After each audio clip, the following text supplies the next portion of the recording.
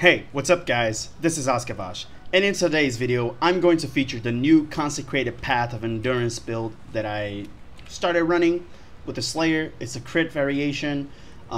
This build is from Shika Maka. I'm going to link his video and his POB in the description.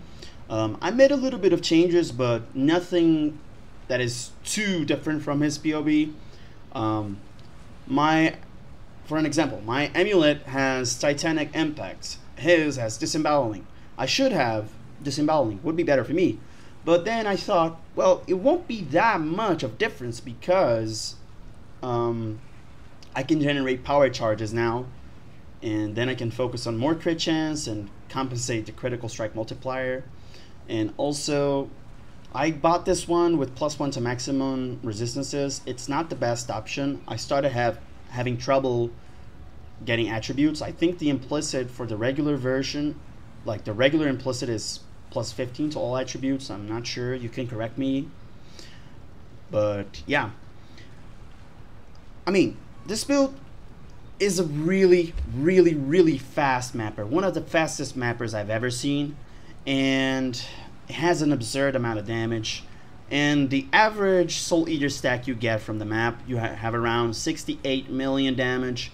And I started running Bottled Faith with 14 seconds duration. If I'm in a map that has like a boss with phases and has a lot of mobs that keep summoning around, I'll have more damage. But then again, you have increased critical strike chance, so it's good. You know, this is a crit build, so yeah. And I'm using Storm Rider, by the way. I talked about power charges, but I didn't mention that. I have a Megalomaniac that has Storm Rider on it, so I'm generating power charges when I shock a chilled enemy. My elemental damage can shock, so if I get a resonance that grants me more cold damage, or if I get the bonus damage from a random element when I hit stuff, so I can probably shock a chilled enemy and get a power charge, a 10% chance. So good. And what else? I changed a little bit of the charms. I have Culling Strike on one of the charms, so I'm not using the same Mark Mastery he has. You can do that, but I didn't find that thing too compensating for me. I don't need Warlord's Mark to keep jumping around all mobs because I'm not always using Berserk. I'm using Berserk just to keep jumping around. And the Warlord's Mark, it's over here. The Mana Leech is good, but I have enough Mana Leech from Fuel the Fight, so you don't actually need to do that. It's just something to optimize in the build, but you know, I'm still marking stuff that I'm hitting, the rares and magic monsters, so there's no difference, you know?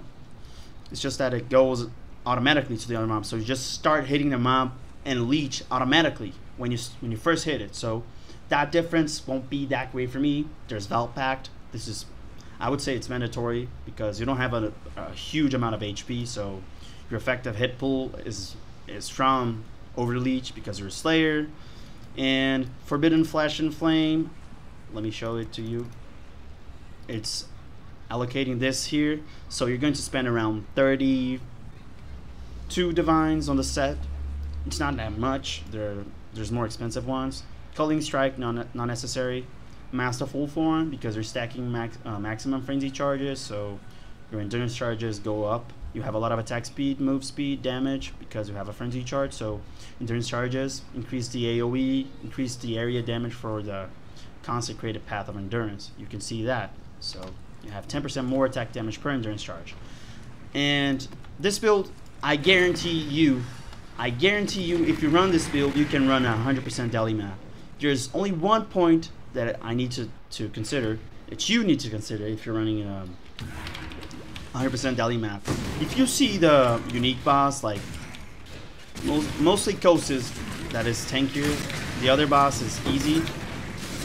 Try stacking up a lot of Soul Eater charges so you don't struggle in the map. Don't struggle in the killing, because if you don't have Soul Eater, you're dying to the Koses, and he has a lot of energy shield, so you're going to hit him without the Soul Eater and other stuff.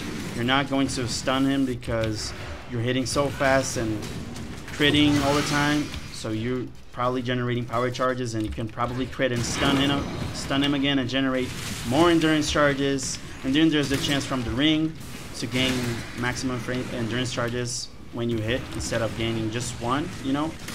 And yeah, I won't display the 100% deli map here right now because I tried doing that before, but I had some problems with the auto. I have videos here. I'll try to put them in the video, but if I can't, it's just this. But like I said, I guarantee you this build can run a 100% deli map.